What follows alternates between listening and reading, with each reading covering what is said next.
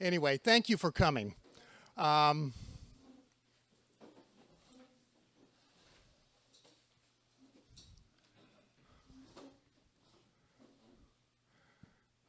So it's a real privilege to host you here today.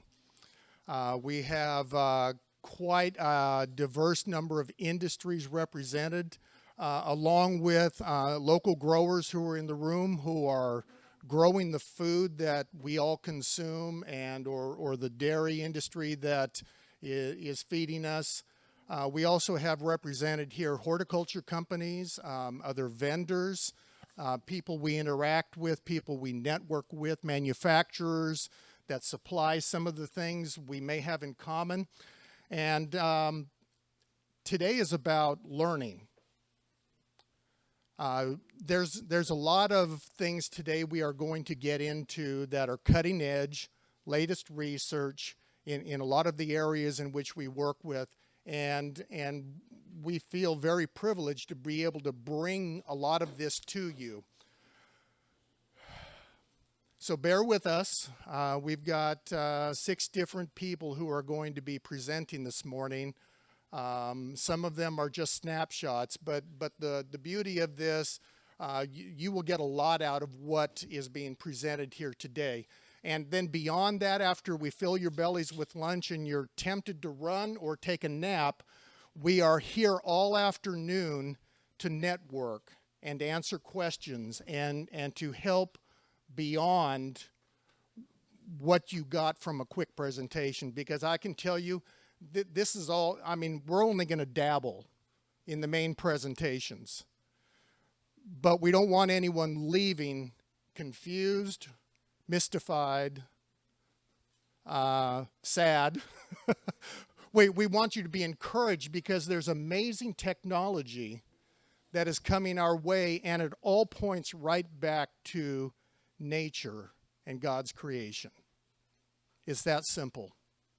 And we're going to show you a whole bunch of this, and it's just us as people, as researchers, catching up with what we know to be true. So let's do this. Cheryl, are you on the cusp? So in a moment, Cheryl Hernserich, who is the owner of the company, and we'll give a little welcome. But before we even start, I want to bless this day with a moment of prayer, okay? So if you will indulge me. Father, thank you for bringing this group together. This wouldn't happen without your help, and so I say thank you for that. I pray that there would be a spirit of understanding in the room and a wisdom beyond our own capability. And thank you for that help, we pray in Jesus' name. Amen. Thank you. We try to do things in this world, but unless, God has a hand in it, we don't do very well with it. So thank you. Cheryl, if you would like to just welcome the group, and then we'll introduce a few things. Go ahead. Amen and welcome. John's the stable one. I'm the crier, town crier, whatever. But it couldn't be possible without an amazing team. I'll start already. Would you like to introduce the team? Oh, I would like to introduce the team. And we are a family. And anyway, we are a family. And I think from the humble beginnings, Tom started this company in 1980. And John and Kyron have been really from the early 80s. We've been together. And then, anyway, so John is our trusty general manager, and he is wonderful. He is runs it like it's his, and it really is. Anyway, so John Andreas. And then we have Kyron, and Kyron was just a little puppy when we met Kyron. And very good friends, actually, with his parents, and they introduced us to Kyron, and we created this bond and friendship, and Kyron's been wonderful, Kyron and his family. So Kyron Rice, wave your hand, Kai. Probably everyone knows Kyron. And then, of course, we have Jan's hiding in the front. Jan Andrea, she's the one secretary that you get to talk to all the time. We have Henry Raise your hand. Henry in the back, and he joined us several years ago. We're grateful for Henry. And Blake, where are you, Blake? And Blake is right next to Henry back there. And Blake, so this is our team, and we have some others that John can fill you in. Oh, Losi, where are you? I gave Losi. Okay. Ray Paris. So there's our team. And the other thing is, we wouldn't have a business if it weren't for all of you, all the growers, all the distributors, and everyone. And so we appreciate all of you. And the other thing is, like last night, we were talking with several of you, and it's just, I think it's very exciting how we get to all be stewards of this earth and of, of the land and all these things. And it's, like John said, it is Tom used to say all the time, like, God loves this company. God loves this earth. And so it's nice when we can all work together to make it better, make it healthy. So thank you all for being here. Thank you, Cheryl.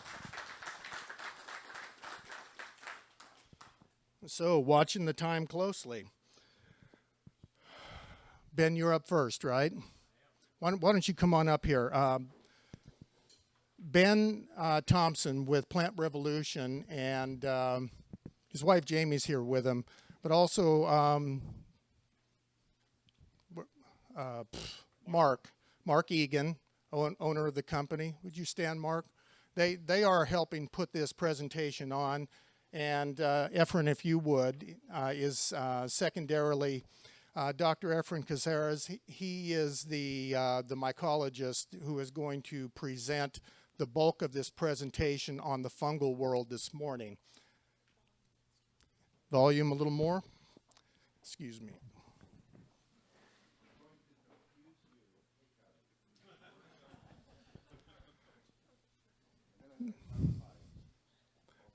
Thank you. Better? Okay. So these two gentlemen are going to be the bulk of the morning presentation, and we have some other product follow-ups. Do you want to continue with a little bit of an introduction, and then I'll set up your presentation while you're doing that. Like John said, my name is Ben Thompson. I work for Plant Revolution. I got my start in this, though, over 2 decades ago, working with mycorrhizal applications. And mycorrhizal applications, any of you in here that work with mycorrhizal, you know that name because we went out there and we made sure this got in front of everybody. There were other companies out there, but mycorrhizal applications... That's Efren. Mine's simpler. I got it. I'm not going to confuse you. I'm going to keep it fun and light and surface level, and then I'm going to let Efren confuse you. But we did a massive education work, and we got that name known. It used to be, Mark would say it, and it was very appropriately, it's kind of an offensive word because people try to say it. It's mycorrhizal, you know, that myco stuff. And so we go to microbes or beneficials. But now it's something you see on the back of just about every fertilizer label, every soil label. It's something that is very well known and to just about anybody that's doing any kind of crop management or growing, because we have to find more tools. And that's what we're going to talk about today, is knowing your tools and knowing how to use them. We'll jump right into the presentation here. All right, so how do we arrive here? Well, we talked about that a little bit, right?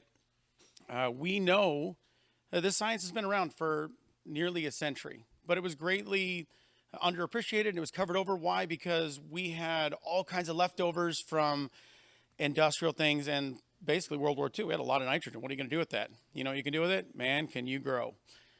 But over time, we realized that that has a detrimental effect. Salts build up, the chemicals build up. They started to hurt the soil. But what do? We pour more water on, we can leach that stuff out, right? And pretty soon it's in the groundwater.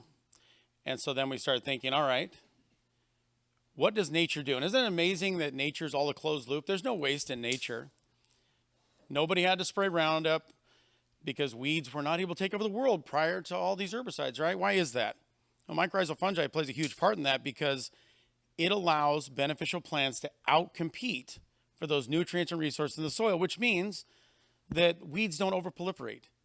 They don't get monocultured. So as we look at this, we start seeing these things that we start realizing, and it starts, forestry really is the thing that pushed this. We're losing all these trees that are being replanted. Why is that? Well, they can't get to the phosphorus. Well, how do they get to the phosphorus? And you start seeing anecdotal things like John was saying earlier. We've known these things forever. We knew black holes existed before we saw them. And how did we know that?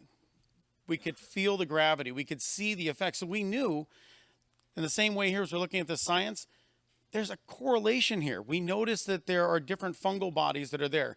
There's sporocarps that grow near these. And the ones that seem to be connected, they're showing that they're able to survive these conditions. Aha moments. So that science gets pushed. Well, the next thought is, well, if this is working in forestry, I mean, so we know the science. There's also fungal organisms in soil that's benefiting our agricultural plants and our food crops, our grasses. So that science, it grows. And again, it's anecdotal. We know that when that fungus is there and it's connected, there's an association, we see better growth, right? But again, the how and the why. So Dr. Efren and I have been doing this for combined over 5 decades.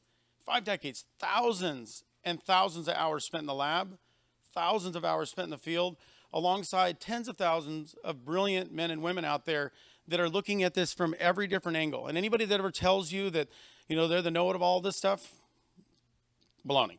There's so much to be known. There is not any one of us that will ever know all this stuff. We know a little window of it, and then we hope to network with other researchers, other scientists out there, other farmers. And whether or not you realize that as a farmer, you are a researcher, you are a scientist, because you're looking at this stuff in real time, you're making observations, and then you're acting on those. And that's what we do. When I was young, I grew up on a farm. In Southern Oregon, it's a very rich part of the valley. The Rogue River, it was a floodplain out there, and I grew up along a creek, Bear Creek. Now, Bear Creek in the fall, there were tens of thousands of salmon that would come up and spawn and die. And we would go down and we would get those. We would put them in the garden. My mother always had a giant garden right next to the cornfields out there. And man, we grew this incredible garden. Put the fish in, we amend the soil and it grows. Never once in all the years I grew up on a farm until I got into this as an adult, 2 decades ago. Why does that work? How does that fish end up benefiting those plants?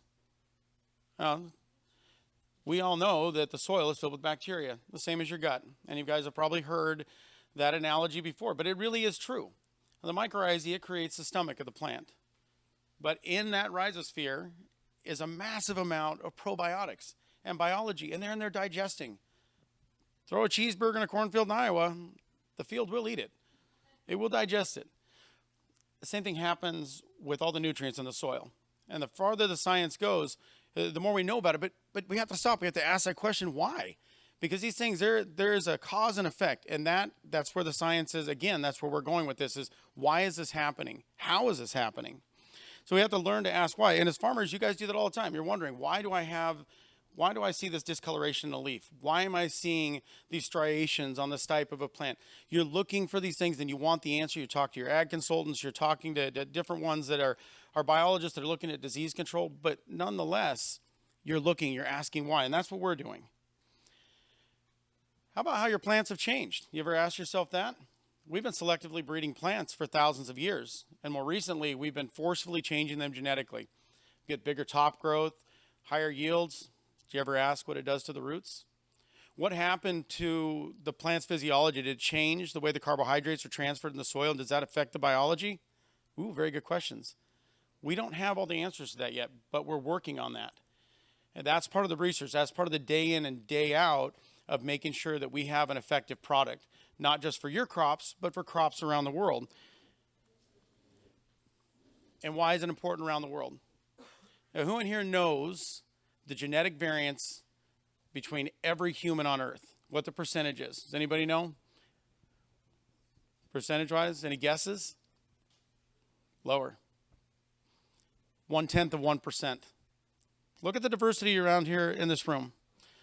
Everybody came from different areas with different cultures, different environments, and those slight, subtle changes to where we came from ancestrally, they have affected our appearance, our mannerisms, everything. That slight 1/10 of 1%. So when we change a crop, or we look at a crop being grown in an environment in a different place on Earth, we need to know how to effectively treat that. How do we get colonization? Is this mycorrhizae that we're growing here that we've isolated from our country or even our region of this country, is that going to work in every place on earth? The answer to that is maybe a little, but we don't know if it's the most effective way. That picture you're looking at there, every one of those is a different mycorrhizal spore. They're genetic variants, but their ability to connect, infect, and to symbiotically work with the host, it's all about that 1/10 of 1%. Because that's what gives us these slight differences, the phenotype change. That's all it is. And it's just from conditioning. They didn't change from being mycorrhizae. They're still mycorrhizae. But those that had those certain traits were able to function and form over millennia of forming with these plant hosts.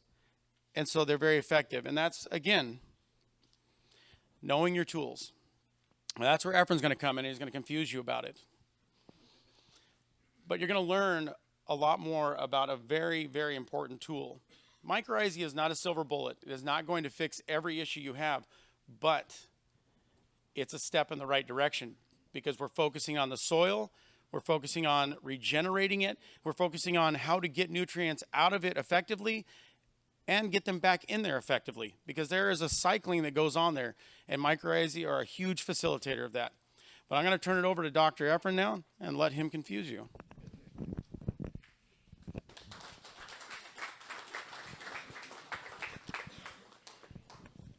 Get out of here.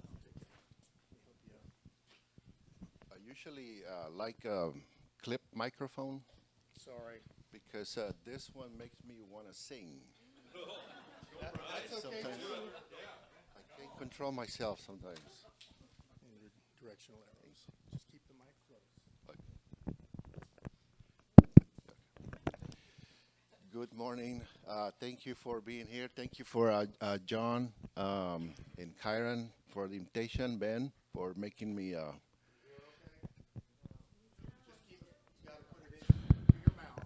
Hello, hello. See, there's the problem. So the structure that I have for this talk is the basic concepts of mycology. We're going to learn about fungi, very, very detailed aspects of what they are, how they live, how they eat, and how they interact with plants. And then we're going to focus on the mycorrhizal fungi. We're going to define what mycorrhizae is, what's the methods that we use to determine mycorrhizal fungi in the field.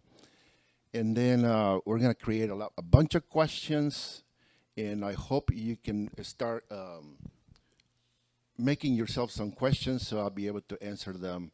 I want to leave a few minutes before we switch to the next topic.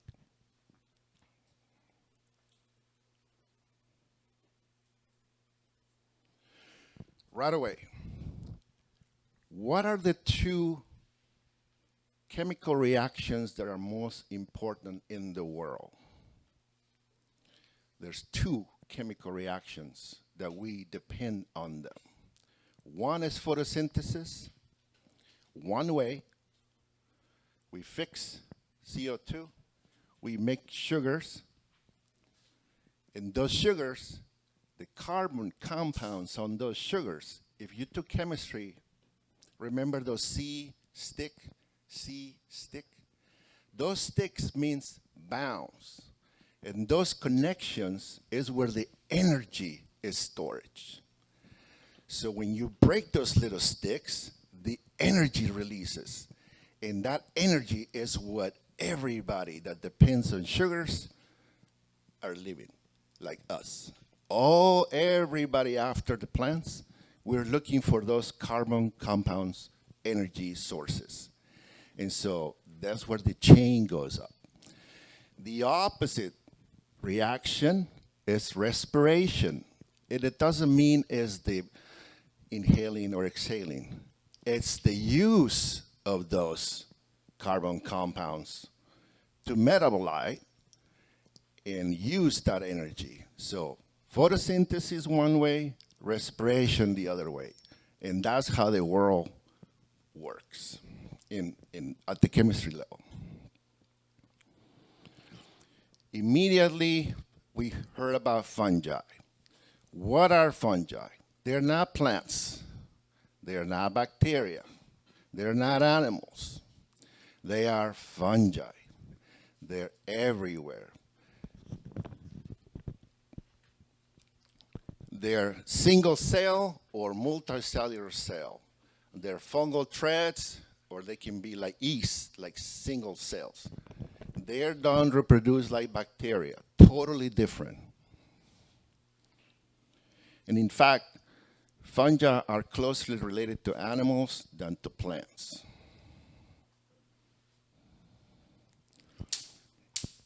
Because I'm a mycologist, I like to say that fungi are the most important organisms in the world. So if I don't say it, who's going to say it?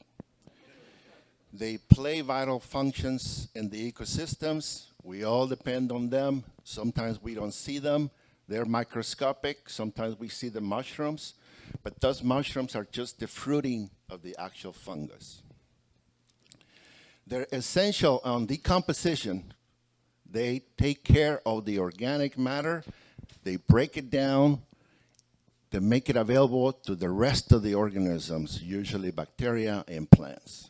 Because those compounds are already formed, they need to break them down so they can be part of the ecosystem or the rest of the reactions that happen at the trophic level.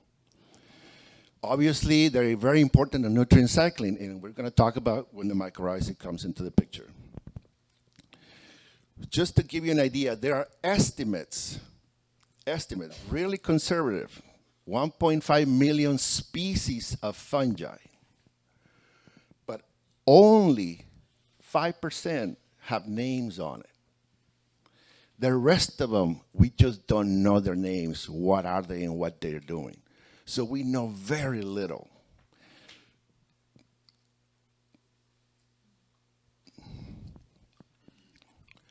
The fungi do not make photosynthesis, right? They're not plants. They don't make their own energy. They have to live on the carbon compounds. This fungal hyphae, those threads that you see, those threads, those are what is called hyphae. That's the fungal hyphae. That's the individual. They do not have mouths. They do not have openings to eat. Their nutrition goes through the cell wall. They have to be in direct contact with the substrate. Otherwise, it won't work. Everything happens at the cell wall level. They eat by absorption.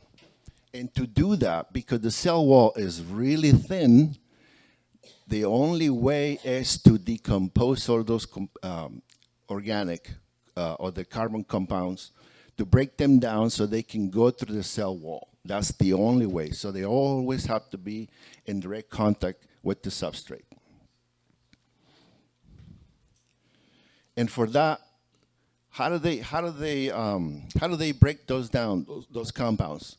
Extracellular enzymes. The key is enzymes. There's no enzymes, all those compounds will never break down. So the enzymes produced by bacteria, by fungi, is what makes those compounds available for them to eat. Now, if we think about the ecology on the fungi belongs to 3 different groups. No matter what fungi you grab, it's going to be one of these 3 groups. The ones that decompose, the parasites or pathogens, or the mutualists. And we're going to focus on the mycorrhizal eventually. So the decomposers, they attach to organic matter, break them down, and release all those nutrients in the soil. The parasites, they live on the living tissue. Once they get into the living tissue, eventually causes diseases. Parasites are also symbionts, except that they're not the good symbionts that we want. Because symbiosis means an association between 2 different species. Some symbioses are good, the mutualists, and some symbioses are not good, the parasites. Then we focus on the lichens, which is an association between an algae and a fungus. And then we have the mycorrhizal fungi. Now we're going to focus on the mycorrhizal fungi. Excuse me. We're going to go through the decomposers very quick. Yeast to make bread, beer, wine. It's very important for us. As we know, we depend on all those food for. If it wasn't for the fungi, all the organic matter, imagine any particular ecosystem, it will be piled up because nobody is decomposing it. It will be piles and piles and piles and piles. The fungi will take care of it, will bring it down, and makes it available for the plants to take care of the nutrients release.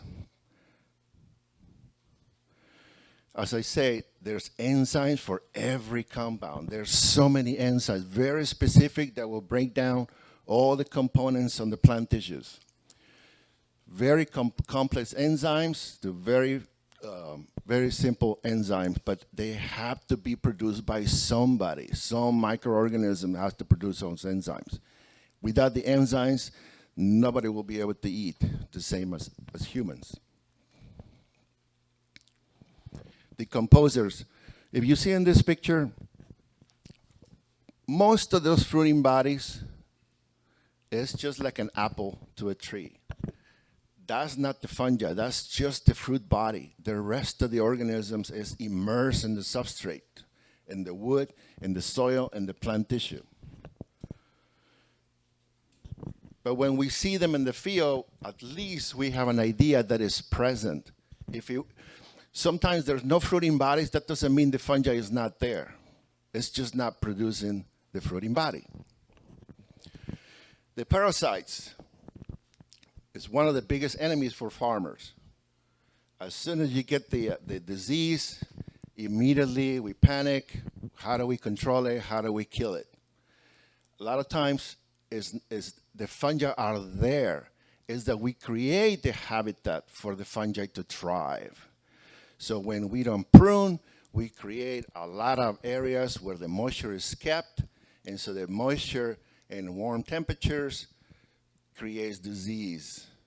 If you don't airify the crowns, if you don't have the good drainage, if you don't have good drainage, what happens? The water accumulates. The water accumulates. Have you heard of Phytophthora? When the water accumulates, Phytophthora, which is not a fungus, is an animal. It's supposed to be a fungus, but it's not. The spores have flagella. And so the spores have that's called a zoospore, has a flagella, and the flagella moves through the water. If it wasn't for the water, Phytophthora will not thrive. So soil with good drainage will not create habitat for Phytophthora. Phytophthora is probably present in many soils. As long as you don't create the habitat and the conditions for Phytophthora, you will not have any problems. I taught plant disease many years ago, and usually it's a three-way interaction. Very simple diagram. You have to have the fungal that has the capability of creating diseases, a pathogen.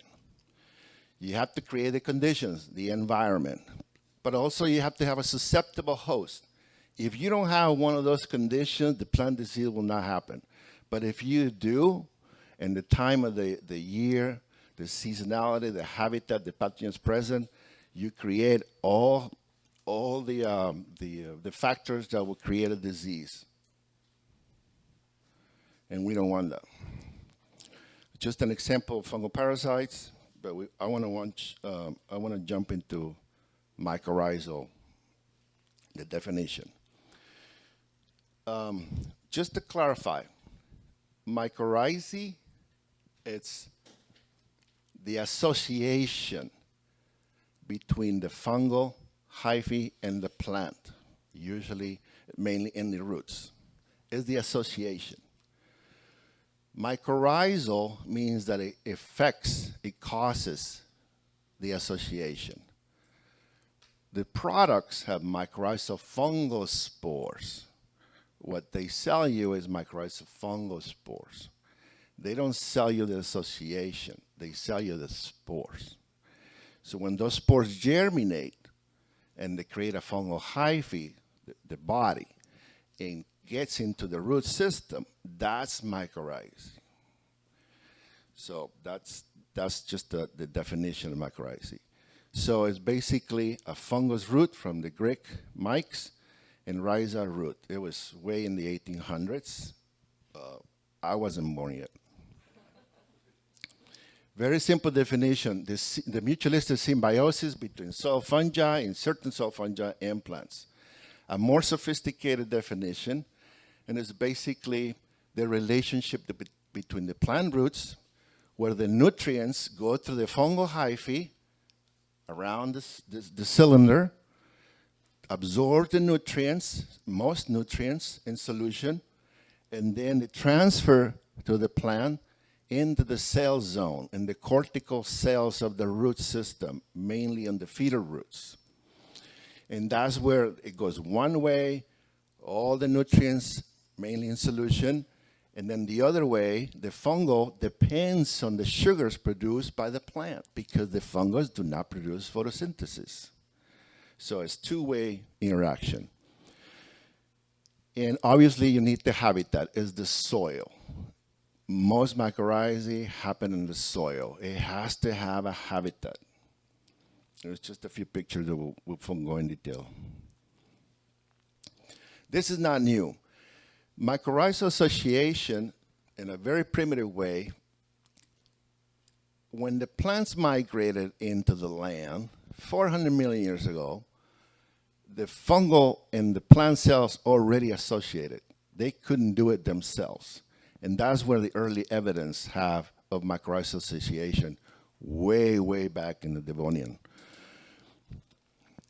There's numbers that about 80 to 90% of mycorrhizal of plants in the world depend on this association. It's just how intimate, how tight this relationship is. Most of the conifers and cycads and ginkgos are all mycorrhizal. But very, very few plants in the world have examined to see their mycorrhizal status. Only 3% of the plant species in the world have analyzed or examined if they have mycorrhizal fungi in it in natural environments. So all the facts and concepts that we have about mycorrhizal are mainly on crop species.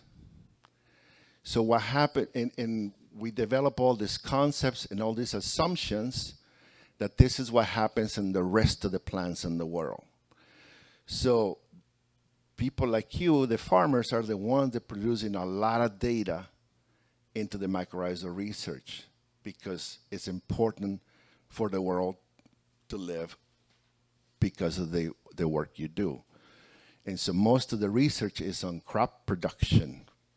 And as we know very little. Just imagine how long would it take to examine all the plant species that occurs in forests, in alpine zones, in the jungles, in different parts of the world. Just an example, they showed up in the Devonian period. The main benefits, you would probably heard this a lot. I saw them listed over there. You can take a picture of that and take it home. But the main minerals that the mycorrhizal research has been developed is some phosphorus and nitrogen mainly. Because of the fungal hyphae is so thin, is so tiny. Imagine the feeder roots in average is about 1 millimeter in diameter, give or take. 1 millimeter is 1,000 microns. Fungal hyphae, it ranges between 5 microns to 50 microns. imagine those fungal hyphae going into the pores, the micropores in the soil. The feeder roots cannot reach those places. So what happened, the fungal hyphae surround the feeder roots and they extend away from that to the zones where the feeder roots cannot access the water. And that's why all those benefits happen, because increases the water uptake, access areas where the roots cannot access, and it's just like a network beyond the soil system. And because of the physical structure of the hyphae in the soil creates a barrier of other pathogens and other bacteria and fungi that want to go into the root zone, but all the fungal hyphae established in the soil is just not let them go in. And that's why it becomes a protection to the plant, to the one that we're growing. All these zones where the fungal hyphae in the soil create an environment for free-living nitrogen-fixing bacteria, which is also important for the soil system. A lot of the fungi, when they produce fruiting bodies, and not the ones that we do in the farmland, the arbuscular mycorrhizal fungi, they produce fruiting bodies that we saw. Those fruiting bodies are food for a lot of animals in the farms or in the forest where they feed, and then they spread the spores and so on. This is where the confusion comes in. The association of mycorrhizae goes in many different aspects in many different plant species. So not all mycorrhizal fungi are the same, producing the same structures. So depending on the plant species, that's the type of mycorrhizal association that we found in nature. The common name for ectomycorrhizae that you see in books, the ecto, it refers as how the fungal hyphae surrounds the feeder root. And that happens mainly on big trees, pecans, pines, Douglas fir, oaks. Those are usually have that type of mycorrhizal fungi associated. They call them the big mycorrhizae because you can see it with the hand lens. And then we got the arbuscular, which is the most common one. That's the one that is advertised in many products. That's the arbuscular. And what happened, we go into the detail. And then we got the ericoid, a specific mycorrhizal association with blueberries, the ericaceous family, the blueberries, the azaleas, the rhododendrons, and some other ornamental plants. But it's the same family, ericaceous family. Is specific to that family. If you apply ericoid mycorrhizal fungi to other plants that are not ericoid, it's not going to work. The same thing, if you apply ectomycorrhizal to plants that you grow on the farm, corn, onions, potatoes, tomatoes, it's not going to work. It's just going to be food for the soil. And then we have other types that are more specific. They're not as common as the others. But the most common one is the mycorrhizal, the arbuscular, and the ectos. This is a cross-section, the two parts at the top. This is called ecto because the fungal hyphae surrounds the cortical cells of the root. It doesn't go inside the cell. It forms that barrier. That's what it's called, ectomycorrhizal. And that's for oaks, pines, Doug fir, etc. And then we got the arbuscular. The arbuscular means that the fungal hyphae goes inside the cell and make these little tree branches, very microscopic, and it's a more intimate relationship with the host. That's what is called arbuscular. The ericoid is a similar, totally different fungal species. They go into the fine roots of the blueberries, and it connects into the cells, and it goes from cell to cell on the outside, and it's totally different fungal biology. Very, very different management.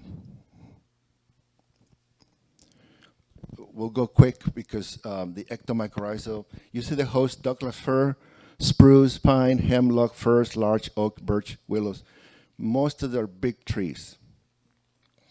And the ectomycorrhizal have different colors. You can see them with the hand lens. If you wash the soil, you can see white, yellow, oranges, greenish, silvers. And they can be, I've seen at least 25 different species on a 2-year-old Douglas fir seedling colonizing the root system. Root system about this thick. 24 species that were planted in nature. We pull them out after 2 years, and we were able to see 24 different types of mycorrhizal fungi in a 2-year-old seedling. The ericoid, you see this picture in the alpine zone. All this ground cover, all are ericaceous plants, all of them. And those plants depend only on ericoid mycorrhizal fungi. You see the fungal hyphae going inside the cell, making the spaghetti-looking thing, and then come out. All those fungal hyphae are absorbing the nutrients and bringing them to the soil. To the plant. Very, very important and specific to blueberries. Very, very important. And there's very few people produce this type of mycorrhizal fungi because it's kind of tedious and it's not easy to get certified to sell it because it complicates. There's a lot of fungal species that are in nature. It's just a matter of isolate them out of there and then test for efficiency. Efficiency is another thing that a lot of times we don't talk about. You can have 10 species colonizing in one plant. But you wonder, why does the plant need 10 species? Why? Because it's very likely that not all species work the same way. They have different functions. One might be efficient to a certain nutrient than the other. And so that's why the plant needs as many diversity of fungal species associated. A single species is not going to do the best job in the long term. That's the concept that we develop. And why do we have so many species in the world? We can only have one. But diversity, that's what matters in the ecosystem. The arbuscular mycorrhizae, that's the one that we like to focus now. It used to be called vesicular arbuscular mycorrhizae in the old days. Now it's called arbuscular. Arbuscular means a tree branch-like fungal structure that grows inside the cell. You see at the bottom, the fungal hyphae, the cell wall thickness, go from 1 micron, and as the tree branch-like structure forms, the cell wall becomes thinner and thinner and thinner, almost disappears. So when you see it on the microscope, it looks like a little ghost. As the fungal hyphae is so intimate into the cell, that's where the nutrient exchange happens. The thinner the wall, the easier the transfer of nutrients. That's it's called arbuscule. These vesicle balloons, that's where the fungal creates all these nutrients for later on. Those vesicles eventually could become spores. Once the root dissolves and dies, those vesicles could become a spore. You see those round sphere things? Those are oils. That's energy for the fungi that eventually was going to need once the plant dies.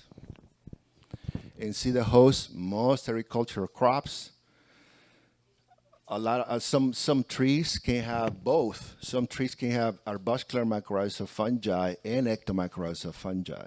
So it's not specific. Unfortunately, you see at the bottom, the mustard family, the broccoli, the cabbage, do not have mycorrhizal fungi association. Why? Nobody knows.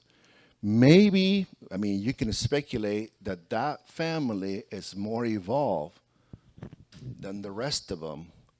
They don't need the fungi's help. We look at those roots over and over under the microscope, and they're clean. There's nothing on them.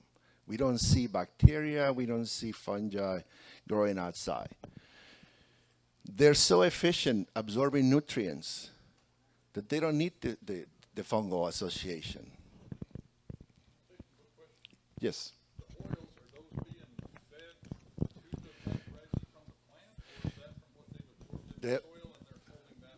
Well, that's a good question. We believe, or the science believe, that the fungus is already processing all those nutrients from the plant because they need energy. And those oils are energy that they form for later on in their life cycle.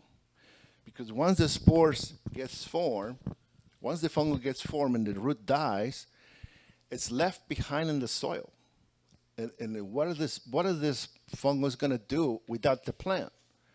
Well, the spore is going to sit there in the soil, and this spore is called chlamydospore, means the cell wall is really thick, is resistant spore. Once the plant die, the fungal spore is just going to sit in the soil and wait until the conditions are favorable again to germinate.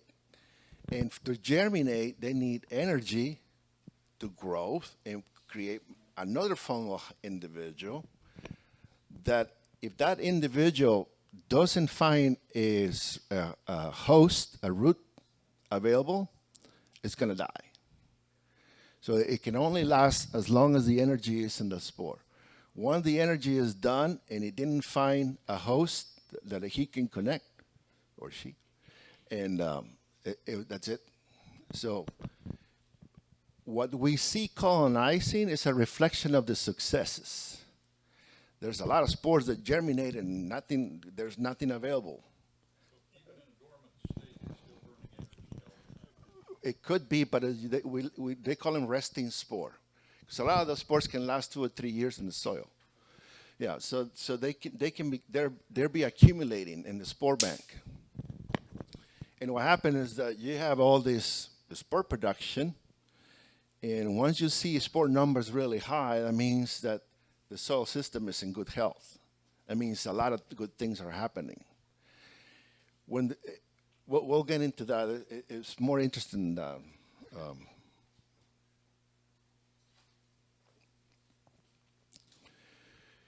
One of the main importance for farmland is that this fungi, the hyphae, produces substance called glomalin. And glomalin is a glycoprotein. It's hard to break down.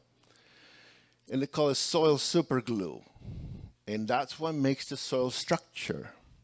That's what makes the micro aggregates and the micro aggregates. And what happened with the micro and micro aggregates is create porosity. It creates spaces. It creates oxygenation, aerification, habitat for other microorganisms. So if it wasn't for the superglue, the soil will just be gone, eroded, gone. There's no structure. And also, obviously, because it's a glycoprotein, it's a carbon storage. It's kept in the soil. It's not up in the air. Stabilizes the soil, and a lot of nutrient uptake is possible because the more microorganisms, the more hyphae is in those micropores, the better for the plant above. And obviously, the holding water capacity. You see all those in the diagram, all those spores. It's a habitat. We're creating a habitat. That picture at the bottom, it just shows some of the spores and the fungal hyphae. It's not the glycoprotein. It's a misconception. It's just the fluorescent where the spores are. Here's the life cycle. Very simple. Hyphae, fungal individual. Those fine threads. That's the individual. This is stained hyphae inside the root cells, inside the root. The spore germinates and creates fungal individual, goes into the root, a susceptible host, grows inside the cortical cells, forms the vesicles. Some vesicles turn into spores inside the root, and sometimes they produce outside the root zone. It's a flush of spores. These root fragments, a lot of the products have root fragments colonized with the fungi. Some people believe, and there's very few evidence, but some people believe that these are more effective than the spores. And the reason it could be is that the spores or the fungal hyphae and the root fragments are protected by the leftover plant tissue. They last longer, even, because it's hard to degrade them by other microorganisms. The foreign individual get into the root zone, colonizes the plant. But annual plants, what happened with annual plants? What's going to happen with the fungus when the host dies?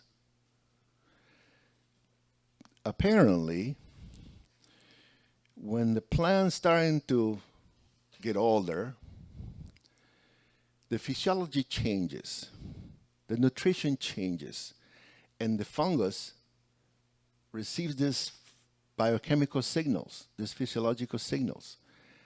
My host is going to die, and I need to do something about it to perpetuate my species. So what do? Explosion of spores. And so the spores have all the genetic material to stay in the soil, but in the soil, not everybody survives. It becomes food for other organisms. So the spore banks can go down, and that's why inoculants are important, because inoculants is increasing the probability of this association to occur at a higher level. Also, well, in a farmland and in nature, the distribution of the mycorrhizal fungi in the soil is not homogeneous. No matter what, it's not homogeneous. So there we go. Some patches where for some reason the mycorrhizal fungi is not colonizing. And so when I get root samples, you let's say you pick a corn, and you get all this roots sown. And we can only assess so much root, because I will never finish if I try to look under the microscope the whole root system. So we do a sample. So you pick a few roots from one area, a few roots from the other, a few roots from the other. I clear it and stain it and look at it on the scope and get a percentage. How come it's not 100%? I rarely see 100%. Usually the highest is 50 to 70, always, and sometimes lower than that. And so it's not, the fungi for some reason in the soil is not homogeneous habitat, so it only colonizes a few patches. But if you sample areas where the fungi is not there, it's going to become a false negative. That doesn't mean it's not there. It's just that the sample that we got wasn't colonized. So the more sample you do, the more representation it is, So imagine you have 100 acres of a crop, and you pick an individual and you send it to analyze. It comes 15%, which is low. And they said, what am I going to do? I said, wait a second. That's just a tiny portion. Don't do management decision based on one sample. It happens. So when you read those assessments, just imagine, because nobody knows more about your crop than you. And so what you do externally is just a piece of the puzzle. Don't do drastic management decisions on soil analysis of any kind. So just think about the big picture. And unless you have a disease, a lot of times what happens below ground is not always a reflection of what happened above ground. So this is when they're starting to confuse you, and I'm sure you love those labels on those mycorrhizal products or biological products. They start throwing Latin names, and those Latin names keep changing because taxonomists keep changing their names. Anyway, so there's a few commercial products, a few fungal genera that you see out there, and those are the most common ones that are produced commercially. Again, the structures, the arbuscules is the tree branch-like structures, the vesicles, where the fungi colonizes the roots. This is a citrus. See, all the spores, hundreds of spores can colonize the roots. More colonization, fungal hyphae, vesicles, fungal hyphae, vesicles. Beautiful fungal hyphae inside doing their thing. And this is a trypan blue that we use as a pigment to stain the hyphae. Otherwise, you can't see them unless you stain them fungal hyphae. You can't see them under the microscope. More different types of fungal spores. The thick wall, that's what makes them a resistant spore. That's what makes it they call them chlamydospores, like CH. Spores making a fruiting body, different sizes. There are about 250 species in the world of this type of mycorrhizal fungi. Just imagine, very few compared to the thousands and thousands of other species of ectomycorrhizal fungi that exist. More examples of spores. More examples of spores. This is from very well known. Ben was talking about the problems that we face when we're trying to identify. See all those little spores? They're the same species. It's just different developmental stages. And the name of this type of fungi is based on a single spore. So let's say you send me a soil sample and extract the spores. We look under the microscope, and I see 100 spores. For me to be able to name them, I have to decide what's the name of every single spore, potentially different. So it makes it very complicated. Just a variety of different spores and sizes, probably six different species. Look at this clump, the tiny little ones over there. It's clumps. You see the white transparent threads? That's the fungal hyphae. See those nematodes in there? More spores. As I said, the nutrients uptake has to be in solution. And the phosphorus is the main one that most study. It happens like right next to the depletion zone and the root zone. If the fungal wasn't there, the phosphorus is just going to be, I can't access the phosphorus because the phosphorus is way too outside. And so that's why the fungal hyphae creates they can reach out where the phosphorus is. Just a representation of how the depletion zone is. When you got the fungal hyphae, just like an extension way out there in a very, very smaller diameter than the feeder roots. And probably you know the main part is the orthophosphate. That's the smallest chemical. How they transfer into the cell wall, the fungal hyphae to the plant. Isn't that beautiful representation of the arbuscule? This increases the surface area of absorption 100 times. Disturbance. All farmlands, they're disturbed soils. Disturbance create chaos. When you create chaos, the microorganisms suffer. They have to act quickly. Mostly bacteria are the ones that take advantage, and they say, what's going on here? All the opportunistics, as soon as you move the habitat, there's a destruction is happening. We got to act quickly. And the thing is that bacteria react different than fungi. But you know why? Because bacteria, in average, their size is 1 micron, 2 microns. They reproduce differently than the fungi. The fungi are fungal threads. They need a different cycle. They take their time to grow, to live, to colonize.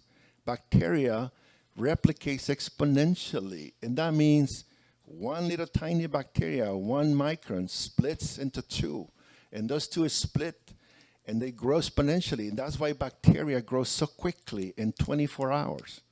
And those are opportunistic characters that help them to grow and colonize wherever they grow, whatever they themselves find an opportunity. The fungi take their time. Mycorrhizal fungi, when people inoculate mycorrhizal fungi, at least some people like to assess the root system after 2 months. I like to wait 3 months. Sometimes it's not possible. But what happened in 3 months? The fungi are touching the peak of colonization. If you analyze your mycorrhizal roots too early, you may not have a chance for the fungi to actually colonize. And then you get false negative. That doesn't mean the inoculant is not working. It just doesn't have the time yet. And that's something that I like recommend is to, if it's possible, to use the mycorrhizal products way early than when you put the plant. Because you give a chance to the fungi, the fungal spores, to wake up. And so when they wake up, their roots will be easy to access. If the plant's starting to produce the roots and the spores are still sleeping, they're still sleeping, and they're still sleeping. It says, okay, I'm going to wake up. It might be time to harvest the plant. Is it you didn't give the chance to the fungi to actually get established. Sometimes it's not possible. Like you put it in plugs. I've seen hundreds of samples of plugs. They're clean. They're clean. They put inocula, but they're clean. There's just nothing there. There's no time. It's better to wake them up. And also, another tip is to put at least the mycorrhizal fungi, to put them in the fridge, cold, and give them a cold snap, a week at least. Even in the freezer, really cold temperatures will wake them up. What happens in nature? In where soils freeze, the winter, they go the frozen soils. And what happens when you don't do anything? In the spring, they don't disappear. They're just going through their cycle that they learn genetically through millions of years. They go through their cycles, adapt to whatever they grow.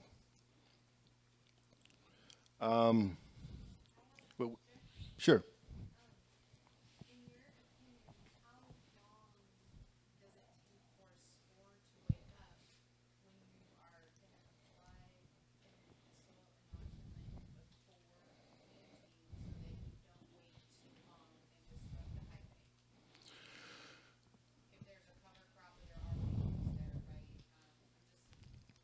Yeah, you should. Let me see if I understood the question.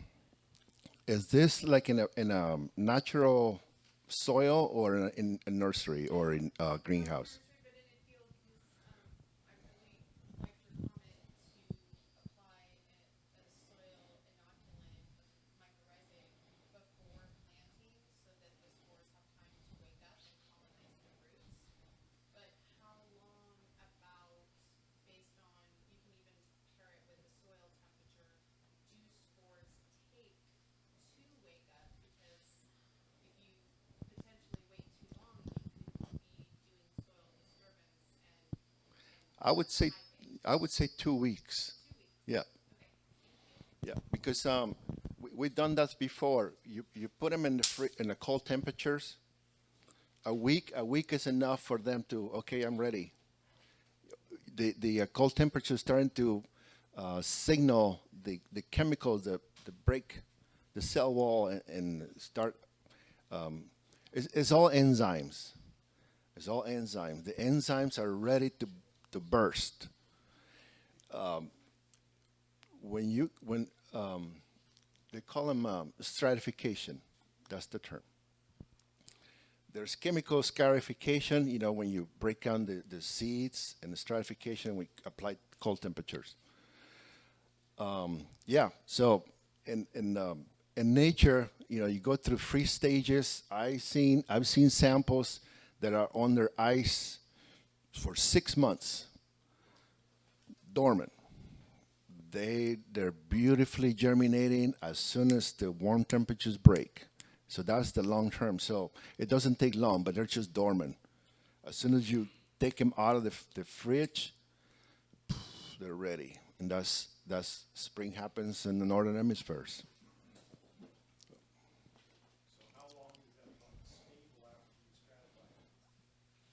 How long? Yes. So you take the mycorrhizae, you stratified it a week or whatever period of time. How soon after you've done the stratification do you need to get that? Probably a week. I mean, the spores, once they're germinated, they're germinated. If the roots are not available, they die. I understand that, but if you stratify the if the product is dry, you stratify it, will it germinate as a dry product, or does it have to have moisture in No, yeah, you need moisture. Yeah, So yeah. if you stratify a dry product And then apply it. and then apply that, how long would that dry product be stable after you stratify it? That I don't know.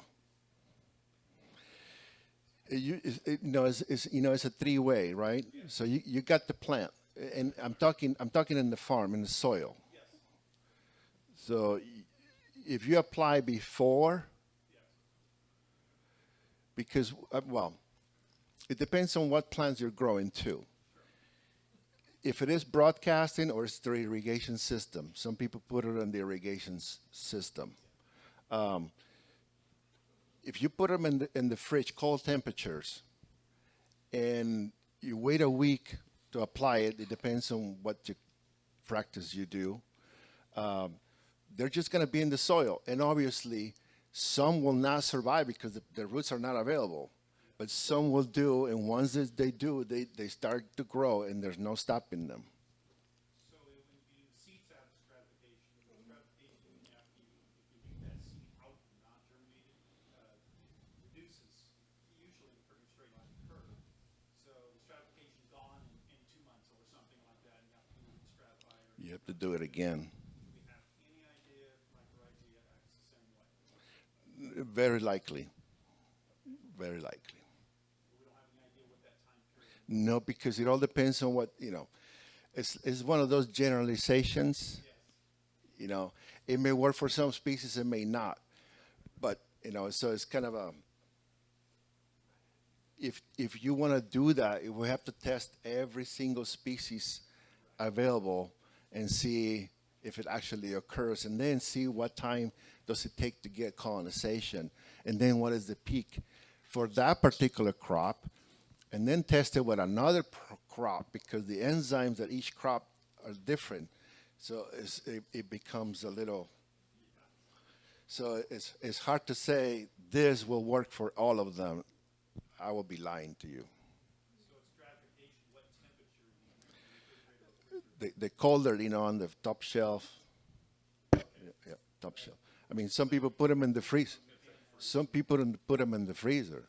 Yeah, and so the life in the freezer is still okay, we're not losing cells? The what? So we're okay, what's the lowest temperature we can go for starting? What's the temperature in the freezer? That's that. I mean, yeah. That's not gonna kill them. No. Now that's for dry. For liquid, that's a different story. You don't want to use ice cubes. We'll go quick. I think I'm past my time. The common practices that reduce the population of mycorrhizal fungi in the soil. We remove the organic matter. We apply so many chemicals. We compact the soil. We fumigate. We remove. We till erosion. All these things destroy. They're causing chaos. And when we do that, we have to apply mycorrhizal products to bring them back. Otherwise, it's going to take a long time to recover to what we want. Also, there's a lot of fungicides that causes tremendous damage to some fungi. Some is kind of so-so, and sometimes, at any rate, some of the fungicides can be pretty bad for the mycorrhizal fungi. We've seen this, the food web. We talked about on the first slide. And so the challenges is that we want sustainable systems with low chemical inputs. We're trying to get efficient nutrient uptake for the crop that we're growing, using all the biologicals that we can to stabilize all the chaos that the farming produces just because of the nature of the farming. The objectives is to have a long-term sustainability so you don't deteriorate your own substrate. The more you put chemicals, the more trouble you're going to have growing your crops in the long term. And obviously, finding the best group of microbial organisms is the way to go. Otherwise, eventually, you're going to go. Your productivity is going to go down. Your water is going to go bad, and it's going to be very hard to recover. So, as we pointed out, the arbusculum mycorrhizal fungi, they play a vital role in the uptake of all these nutrients. They suppress soil pathogens, and obviously, we're trying to get a better plant development. We talk about the how are we doing with time?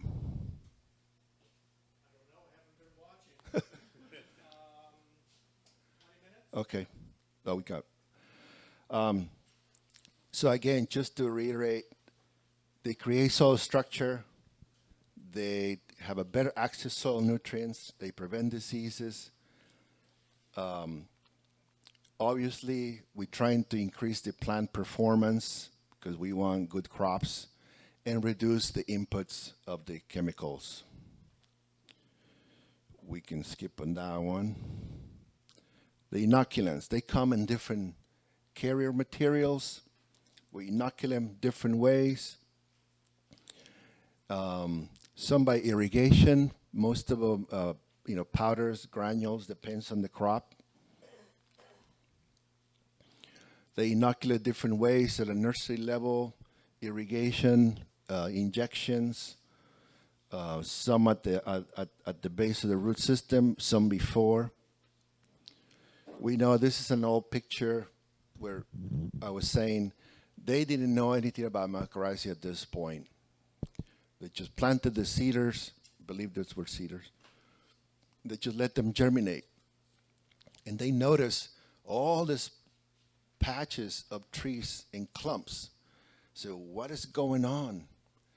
Why they're not growing homogeneous? And so eventually they learned, this is in the 70s, it said the mycorrhizal fungi are getting into those plants on their own because they're creating patches in the soil. They were not homogeneous. Once you homogenize the soils, and then you get a more even crops. And that's how it all started. They noticed that the phosphorus uptake was an issue. These are some of the greenhouse tests from Ben's work. And obviously, there's more than little plant, big plant. There's a lot of physiological aspects that Ben talked about it. It depends on what you measure, but this is what gets the attention, you know, big plant, little plant. But there's more processes that happen in the soil that we don't see unless we look. I love the picture in the top left-hand corner that we did. We dug that out of the ground. These are fabric pots, and everybody gets drawn to that top row. Look at the bottom of it, though. You see the difference? That's the mycorrhizal. That's the difference. That's really where the real benefit that plant is coming from. Everybody's wowed by the size of that basil plant. Those basil plants were grown side by side. They're 8 weeks old at that point. But we lost half the roots digging that out. All those fine feeder roots that are on there, and all the mycelial hyphae, it's hard to get that out of the ground without breaking it off. But that is just point in case exactly what we're looking for. Root biomass. You got to know your friends below ground. That's my motto. So how do we determine the mycorrhizal fungi? What are the tools that we have? As I say, you can't see the fungi with your eyes, with your microscope. You need to clear the pigments of the roots. And we use potassium hydroxide. We clear the roots, and then we stain the roots. We're applying heat. We stain the roots. And then we rinse the roots, and then we look at them under the dissecting microscope. We put on a petri dish, and we assess the length of the roots that we measure. Say, in a petri dish, you can put 2 meters of roots, amazingly. Once you put the fragments, you can go through a grid and say, wow, that's 200 pieces of 1 centimeters in one petri dish. So I like to do at least 100, but if more, the better. It doesn't take more work than doing 15 centimeters. It used to be when I was a student about 30 years ago, the methods were you analyzed 10 centimeters. I said, no way. 10 centimeters, and that's how you do. A lot of the research papers were based on analyzing 10 centimeters of roots. So you're making big assumptions based on 10 centimeters. So I always thought, says, the more roots you analyze, the better, because it gives you a better picture than just 10 centimeters. And then they're doing the analysis at the compound scope level, which everything looks big. I said, no, you can do more roots, more faster, using the dissecting scope because you cover more area at a faster pace. So I don't follow some of those papers. I got my own methods. And then also for the spore extraction, we grab the soil, we wet, sieve the soil, remove all the big particles, we get the solution, we centrifuge the soil, and then we get a fraction of liquid with all the spores and nematodes and all kinds of things, and then I do the spore count. When you're doing the root colonization, what are you looking for? I'll show you a picture. I don't follow this method, the grid line, because I don't believe it. So we put the roots, we assess the length, how many fragments of roots, and those dots represents the hyphae or the vesicles. So that's the colonization piece of the roots. It's inside, and you can see it under the scope. Is this a qualitative analysis? That's quantitative. Quantitative. Unfortunately, once they colonize the root, you cannot tell what species is being colonizing because most of the species form the similar structures. So clear and stain, and you can inoculate 12 different species, but the colonization is just going to be the same. You can't, if somebody tells you that you can identify the species based on colonization, it's not telling you the truth. So once they germinate, that's what you do, especially, and then you stain them blue. Even, they're all going to look blue.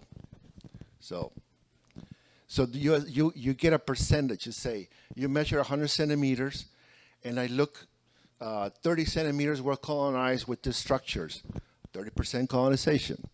And so, to me, based on 30 years of experience that I've seen these things, I rarely see over 50 or 70% colonization. It's the turnover, and also a measurement, and as like many analysis, it's a snap on time and space.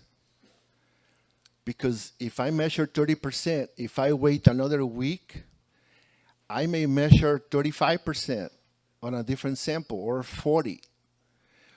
Or if I measure 15. So is the colonization going up or down, or I didn't catch it? So all those assessments that you get, it's just a piece of a puzzle. So the more sampling you do, obviously, the better. You get more data and more data. It's, If you had the ability to do this for 30 more years, and you did it every year at a specific time, you were setting up stations to do this at a specific time, and you put all that onto a table, then could you see instead of a snapshot, could you see the movie better? yes. For that particular crop. Yeah. Yeah. So as a follow-up to that, in a permanent crop situation, at some future time, if you re-inoculate, would you increase the diversity of species? And that would also increase the colonization. In theory. Is, I mean, is it a reasonable idea yes. to re-inoculate? Yes. Because you're increasing the spore bank. And you're increasing the probabilities. Because this is from a high respected mycorrhizal specialist from Scotland, Christopher Walker. He's one of the founders of our vascular mycorrhizal studies. He says he came to our lab many times. And he borrowed me equipment and all that stuff. He says, Efren, most of the spores that we see in the soil are empty. They're not viable. I said, yeah, they're there, We count them. We can't tell if they're viable or not. But they were formed. So they were present. So those numbers count. We do the best we can to do the extraction and analysis to say, at least in my principles, my techniques, I count the spores that look viable to me, that look pleasantly plump, that look full of life. You can tell that they're turgid. They're not dead. They're not floating. They look, full of life. Like many of us. Efren, do you do beyond the morphological, do you do the MTT viability? No, because a lot of the chemicals are carcinogenic, and I'm not. They are dangerous chemicals. There's some tests. Yeah, there's some tests, but to me, it's not worth it. I think my eye can say, no, I'm not going to count those. So I'm not going to give you, I'm going to do the best I can on my capability to give you the reasonable number of what I've seen. In my company, it's just me. I don't have, I take care of the samples myself. I got a question, and it's a simple question. I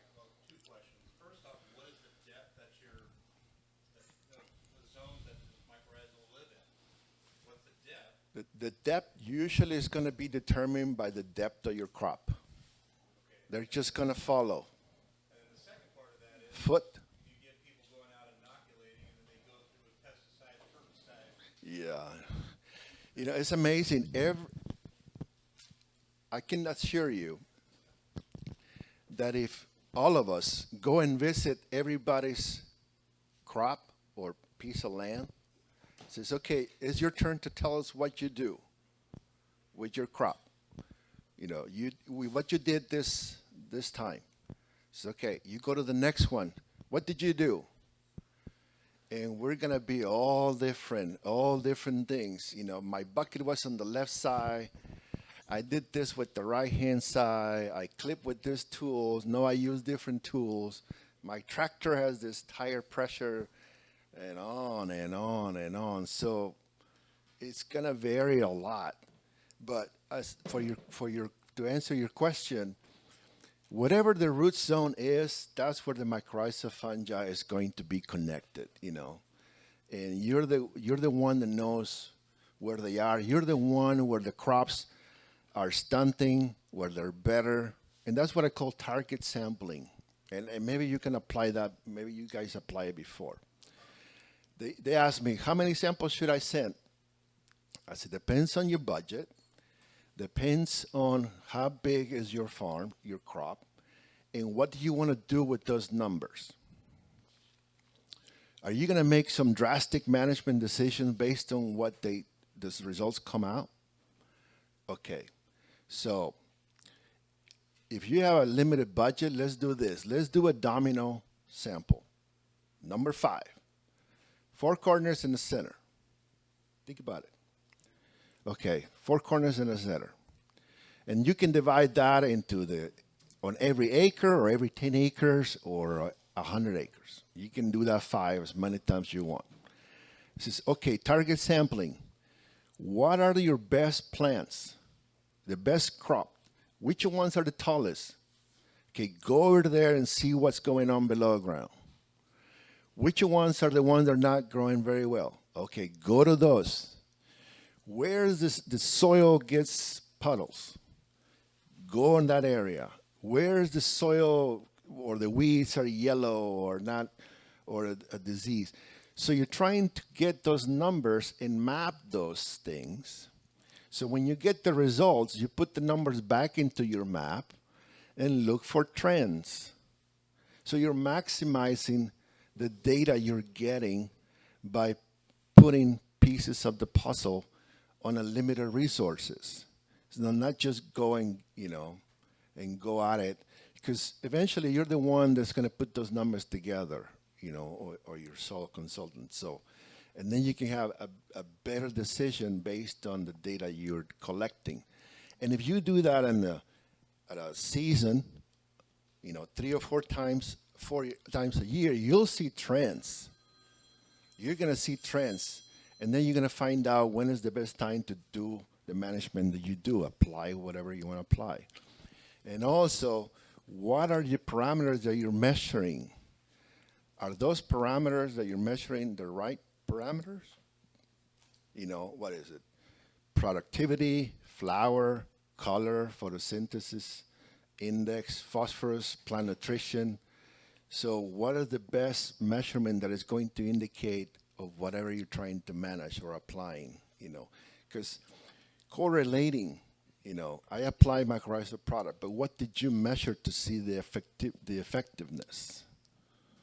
You know, most of the time it's phosphorus nutrition or diameter, caliper diameter, or productivity, or it just looks really nice and green or bushy or has a lot of root biomass. And it all depends, but you can maximize your data by doing target sampling. What is the heat limit for the soil? I don't know exactly, but imagine. Repeat the question, please. What is the heat limit for the survivability? Just Repeat it in the microphone. yeah, what is the heat limit for the survivability of the spores? Imagine. I don't know the answer, but imagine. You go to the hottest part in the world. Let's say the Mojave Desert. If you see vegetation, those vegetation are going to have mycorrhizal fungi in it. And here's the key for something that we want to work with, Ben. Maybe I'm going to give you. Let's say you walk to the desert when there's no vegetation. What are the chances of finding mycorrhizal spores there? Very little, because there's no host, right? So you stand on the desert, it says, oh, there's a vegetation patch over there. So you walk towards the vegetation patch, and you see the first plants. Those plants are right in the fighting zone of the hot temperatures. So those fungi are adapted to very hot temperatures. If you can get those spores out and figure out what they are and propagate them, what are you going to use them for? To inoculate on places where farming temperatures are very hot. Most of my guys farm under plastic. And so you're talking 110 to 120 degrees. If there's vegetation, it's very likely the fungi, native or whatever grows there, are adapted to those temperatures. They do exist. And the similar thing, you go to the Arctic places, go to the vegetation where they take a lot of cold. That vegetation is mycorrhizal. They have native populations. And you get those babies out and propagate them if you can. And then those are adapted. So you, where? Well, they're natives, but the viability is the issue. Yeah. So if you want mycorrhizal fungi adapted to salty soils, where would you go and get them?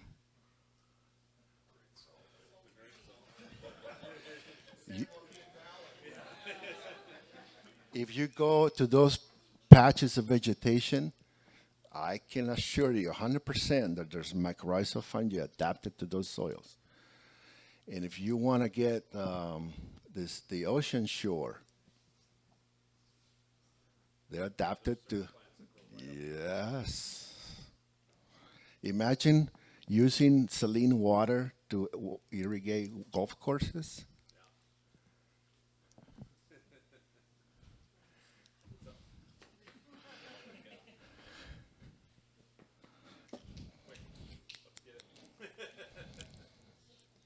What's your question? But we did identify that there are some plants that don't colonize the mycorrhizae. We talked about mustards. I've heard in the past that maybe, Broccoli, cabbage's family. and I've heard maybe walnut trees, the root stalks we use for walnuts, maybe don't take arbuscular, that maybe something else. How do we figure out all this? The, All this? yeah, the first one is online mycorrhizal databases, research papers. The key word is, say, mycorrhizal walnut, whatever, mycorrhizal something. I used to have a database based on all the plant species. I probably still have it. I rarely use it because it's fairly easy now to use it online. There's papers pretty much for anything. Walnut, in my experience, has arbuscular mycorrhizal fungi. And sometimes you've had ectomycorrhizal fungi. So I don't know if you heard of Pisolitis. It's like dead man's fungus. It's the ugliest mushroom you can think of. But it's really aggressive. It's very well used for mycorrhizal inoculants. They're like puffballs.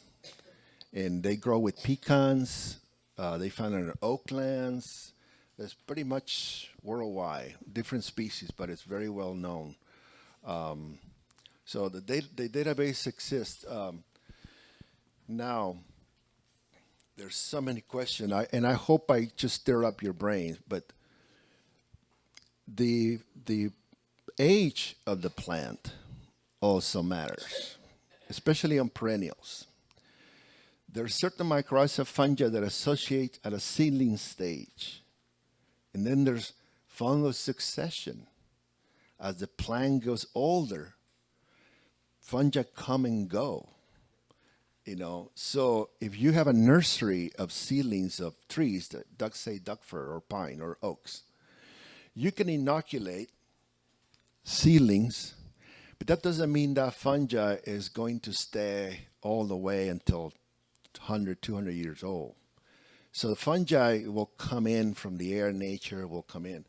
But the importance of inoculating at the seedling stage is because you're giving the tools for something to get established quickly. And so you increase the probabilities of plant establishment and reduce the transplant shock. And that's the advantage. You use the commercial products because it's easier and it's quicker. But eventually the natives will come in. You can't stop that. It depends on where you are and how close are to nature vegetation and so on, your practice. They'll just come. Our vascular mycorrhizal fungi, the soil dust, they're just spreading. The spores don't weigh hardly anything. They every time you see dust, they're just spreading mycorrhizal and bacteria and all kinds of things. They're just spreading, making a homogeneous thing. But eventually, it's all about viability. So you're increasing the probabilities of success. So low spore numbers in the soil, obviously, is a low probability of success for your crop. So you increase the probabilities. So these are the remarks. You can read them. That's basically we're being reiterating is the management. It's long term. It's increase the productivity in a healthy way.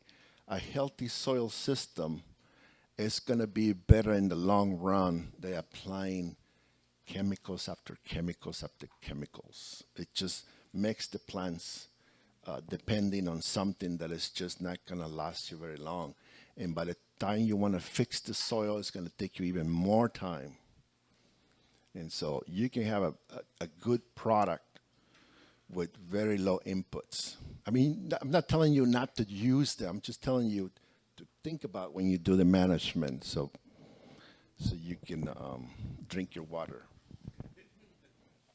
I hear in travels all the time, but I've never found anybody that can send me somewhere back this stuff. But some of the GMO traded crops, one there's gene spliced up and a special relationship within the DNA, and a lot of the GMO corn plants are no longer capable of forming a relationship with mycorrhizal. Oh man, you just hit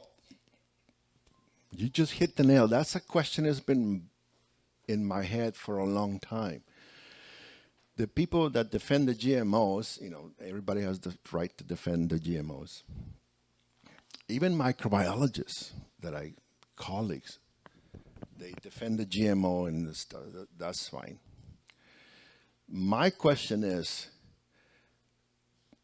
do the GMOs, the nutrition part, everybody, is aware that you want to eat them or not. My question is, do changing their physiology changes the enzyme production and changes the way they behave below ground? Has anybody looked at the microbial dynamic, the community, what does affect on a GMO plant in the soil versus a non-GMO, specifically mycorrhizal activity? I would love to get into that, an actual testing, like really strict research to see, because even if you find that on corn, for example, does that mean it happens the same thing with tomatoes? And then you have to check every single species to develop a strong concept. Yes, it does, or no, it doesn't. But I have a bias. I think it does. I think.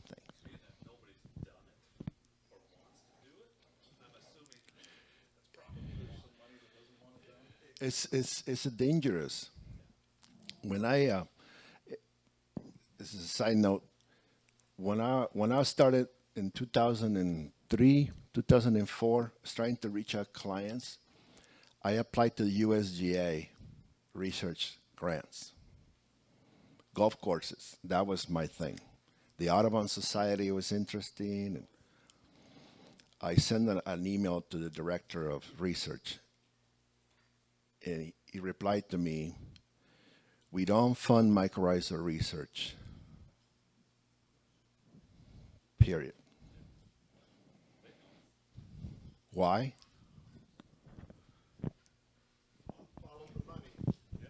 Chemical inputs. It's easier. Back to the question of the pollination percentage and that type of thing. You're stating about 50% is what you're saying approximately.